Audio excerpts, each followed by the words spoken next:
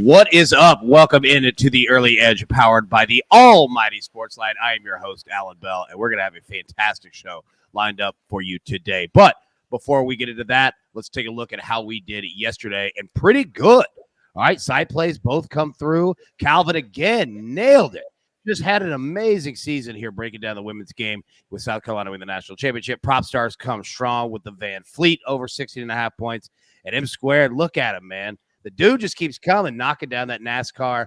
Unfortunately, I got bad news and worse news in regards to the two-piece. The Bucks lost and the Pacers lost. So, yeah, we got that one right out of the way early in the game. But you know what? That's enough for that. Let's take a look at today and bring in the stars of the show. And, man, I'll tell you what. Look, this is an all-star crew here. M Squared, just down the street from me. How we doing, my man? Doing well. Got Chip here. I don't even need a second cup of coffee this morning when I've got him on the screen. It's Masters week, opening day baseball coming up. It is one of my favorite weeks of the year, man. Let's do it. Oh, it's an unbelievable week of sports. And you're exactly right. Like, there's not many people on this planet that make me feel like I'm kind of lethargic, but Chip Patterson's certainly one of them. So, Chip, how's it going, man?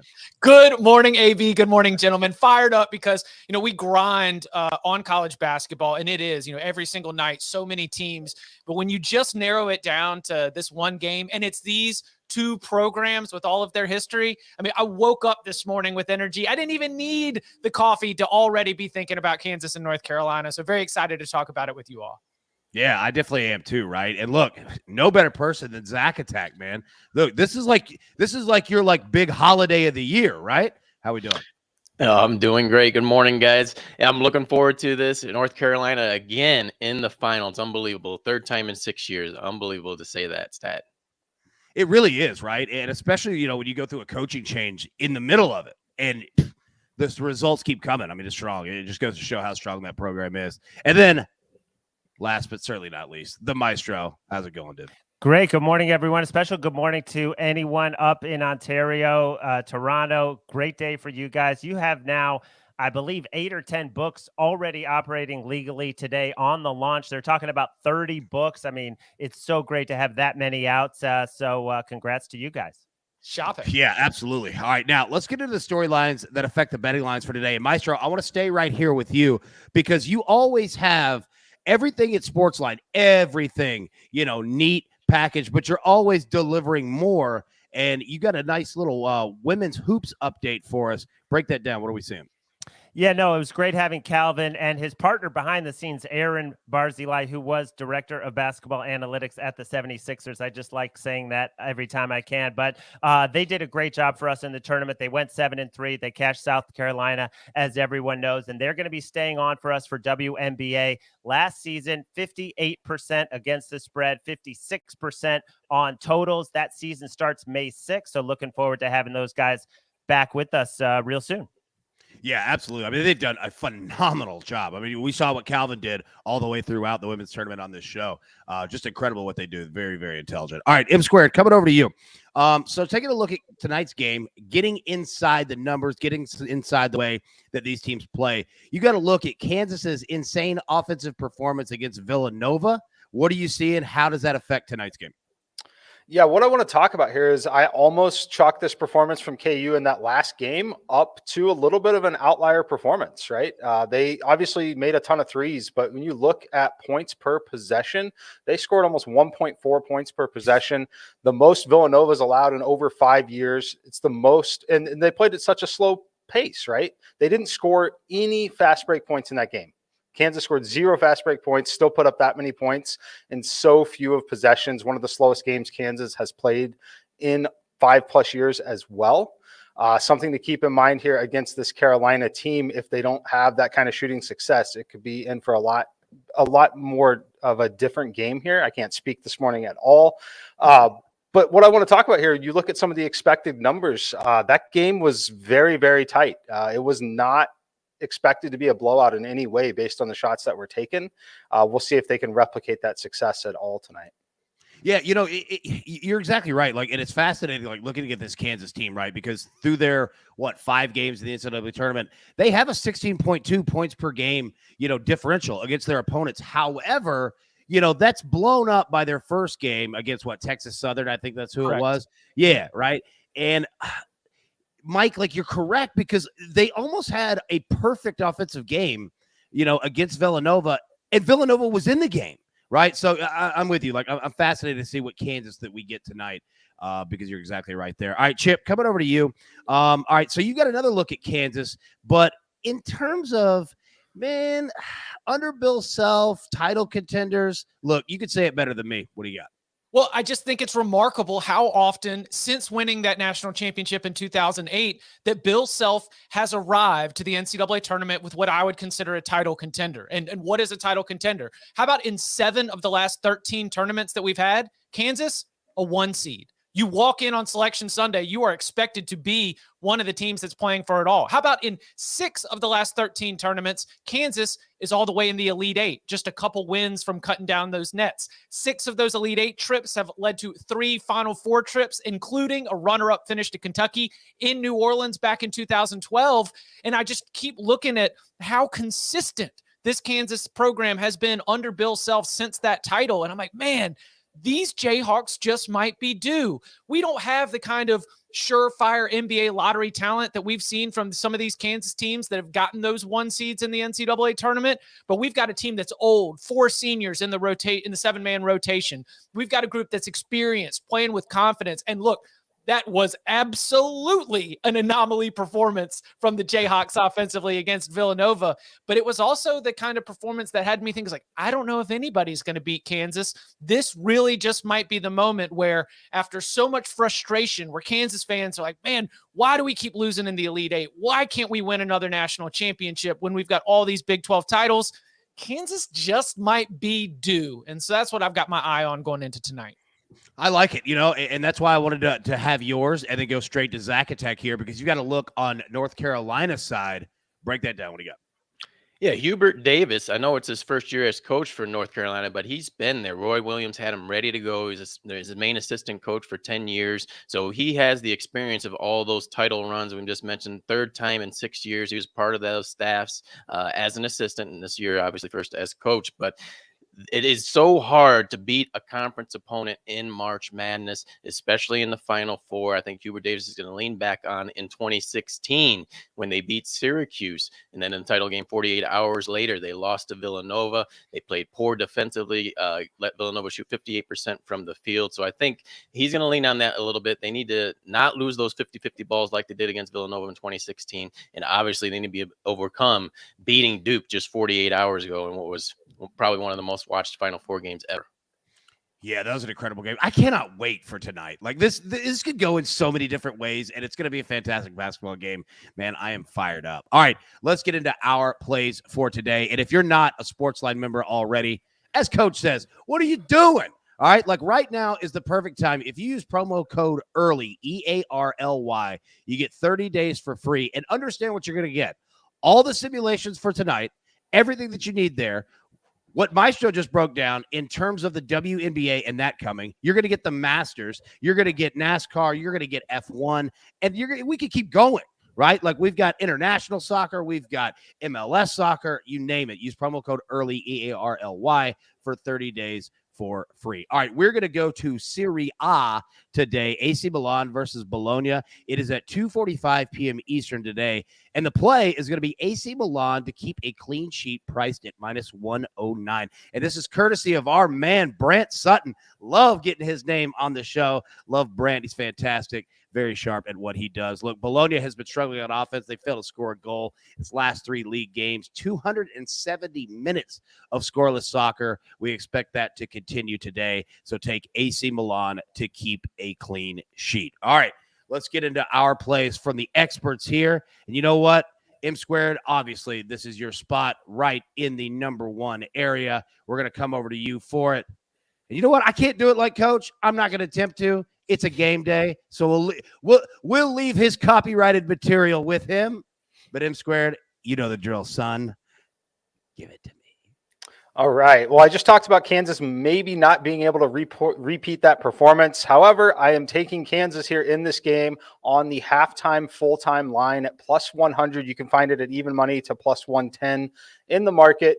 I like this spot here. To explain the bet, they must be winning the game at halftime and full time for this bet to cash. I think it's an interesting way to play the money line here instead of the money line at minus 190. If you watched Early Edge live show for the Final Four round, this is the exact same play that we played against Villanova. It'll be around 0.3 units for me in this spot, and then I'll be looking to play the game live. But basic thought process here, Kansas does start really well in some of these spots. Takes North Carolina a little bit of time to make some adjustments. And then we're also playing on the fact that Baycott may actually be injured at this spot. So we're going to play Kansas here on the first half and the full game, bring that minus 190 down to even money. Nice. I like that. Always fighting the sharp play here on how to go about it. All right, Zack Attack, coming over to you. You've got a player prop for today's game. Break it down. Yeah, I've got one for now, and I'm going to take Kansas, the sophomore, Dajuan Harris Jr., over 5.5 points. And I know it's always tricky on these small props, but I like his prop over. He's coming off tying a season high in three-pointers made in that last outing against Villanova where he made 3. And there's been a little bit of change that has not been being discussed with Bill Self and the way he's been utilizing his sophomore guard over the experience in Remy Martin. I know he's a 6th man, but he's been getting most of the minutes, but it's been going down after Remy Martin had the explosive games against Creighton and Providence. He scored over 20 points in both those games, but Bill Self has relied on Harris Jr. over the last few games. Remy Martin's minutes have went down from 29, 27, 24, and 21. Harris Jr.'s have went up 18, 20, 26, and then 30 against Villanova. And then lastly, if it gets down to it, if Kansas has that small lead and UNC needs to foul, who are they going to foul? Probably the one that shoots the free throws the best from Kansas, which is Harris Jr. He shoots 80%. All the other guys are rating that mid-70 range. So look for him to go over this. He's confident right now. Back in New Orleans, once again, he'll go over this small point total of 5.5. There we go. There we go. All right, now, Chip, coming over to you. Look, let me just say, I appreciate the way that your brain works. All right. And you got 2 absolutely. Look, put that on the wall, put on a t-shirt, whatever we need to do. But you've got 2 plays here that I really enjoy. Hit us with it. We got. We're going to start with the player prop as well. RJ Davis over 14.5 points. Now, his average in this NCAA tournament is 14.6, so I understand why the line is set here. But I think it does not take into consideration the matchup, and it does not take into consideration RJ Davis's role in these games, because the low-scoring performances from RJ Davis have been in the blowout against Marquette and in the easy win against St. Peter's, because when things get tight, when North Carolina is playing its best opponents, RJ Davis has the ball in his hands. You going up against the 1 seed Baylor? Well, we're going to need a 30-piece from RJ Davis. We're taking on Duke in Cameron Indoor Stadium. We're going to need 21 from RJ Davis. And while Caleb Love was just just throwing flamethrowers all over the Blue Devils in New Orleans on Saturday night, you know who quietly had 18 points? RJ Davis. He's got the ball in his hands. The offense runs through him, and he attacks the basket. He gets to the free throw line where he's an 83% free throw shooter. I love RJ Davis over the 14.5 points. Tar Heels always go to him against the best opponents. And I do think that North Carolina's offense is going to be productive. Like, look, I don't have a big edge on this point spread. I think Kansas wins, but I don't want to lay the 4. I feel pretty good that this game's going to go over, but the one side that I know will be able to put the ball in the bucket, I think that's going to be the North Carolina Tar Heels. So I will go North Carolina team total over 73.5 and that RJ Davis player prop over 14.5. See, I told you, man. I love the way that your brain works. Now, I could be wrong here. Didn't RJ Davis and Caleb Love play the entire game for North Carolina? I don't think they came out once.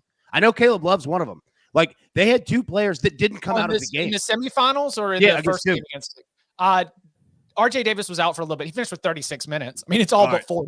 North Carolina's going to be playing RJ Davis and Caleb Love together. And Hubert Davis's great coaching move was switching those 2 guards, moved Caleb Love off the ball. RJ Davis is now the new lead guard. He says they play 2 point guards, but RJ Davis with the ball in his hands, Caleb Love being able to attack the basket, pick and pop, come off screens. It has allowed North Carolina's offense to be even better.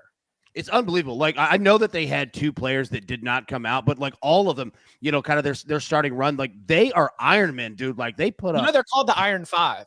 So Are they played really? Yeah. They played every single minute against Duke. They had 4 players go for 20-plus points. First time in North Carolina basketball history that 4 players all went for 20-plus points. Hubert going no subs in Cameron to hand Coach K that L in his final home game. It's incredible, dude. Like those guys, they're ready to go, man. They don't mess around at all. All right, Maestro, in your normal spot, coming to you. You've got a strong, nice, just like this play. Hit us with it, Maestro. What do you got? Well, I like what everyone said. What Mike talked about with the efficiency that Kansas had was off the charts in a very slow possession game. This will not be a low possession game, 58 possessions. This will be a lot more than that. Whenever Carolina gets against a team that will run with them, like Duke, we've seen this go over the total, 17, 8, and 1 to the over for the Tar Heels. And Kansas, the efficiency they're playing with, I really like this game over the total. And I will also like a player prop, Christian Brown, spelled Braun, pronounced Brown, over 12.5 points at plus money, because Leaky Black is going to be on Abaji. You know, Leaky Black is the best defender. Brown is not going to see him at all. This guy shoots 39% from beyond the arc. He averaged over 14 points in the regular season, has had a few games right around this number, but I think with the pace, with the scoring, over 12.5 for Christian Brown and over 151.5 for the game.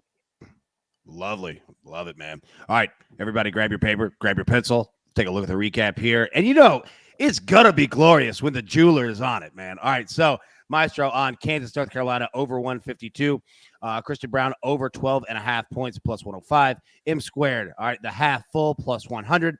Our man Chip Patterson on RJ Davis, over 14.5 points. North Carolina team total, over 73.5 points. Zack Attack is on Dajuan Harris Jr., over 5.5 points. Our side play, AC Milan in Serie A to keep a clean sheet at minus 109. And the coach from yesterday's show, from Sunday's show, is on Kansas minus 4.5. Now, give me a second here, because normally when we have an AB3, it's a parlay. I need everyone to understand what this is. This play is not for everyone.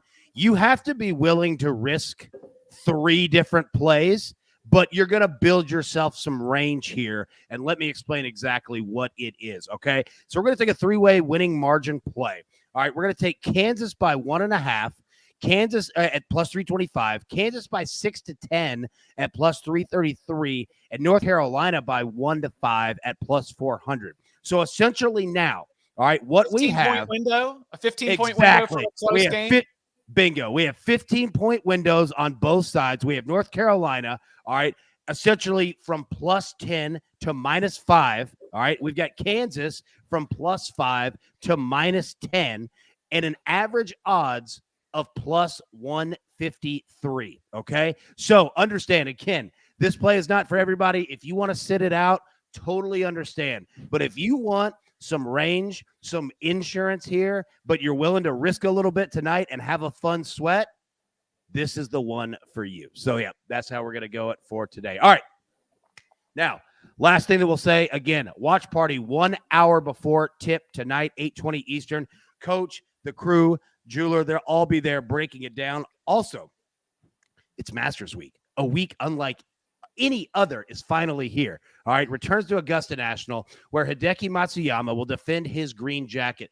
Go join the First Cut Golf Podcast. If you haven't checked those guys out, they're phenomenal, where the entire crew is going to be previewing this year's tournament, from storylines to picks and even daily fantasy advice. The First Cut has you covered. The First Cut Golf Podcast is available wherever you're listening to this podcast. Right here, they're ready to go on that same site as well. So, Coach normally has a really great exit on these shows. Again, not going to try to get in his way, not going to try to be him. All I'm going to say is this.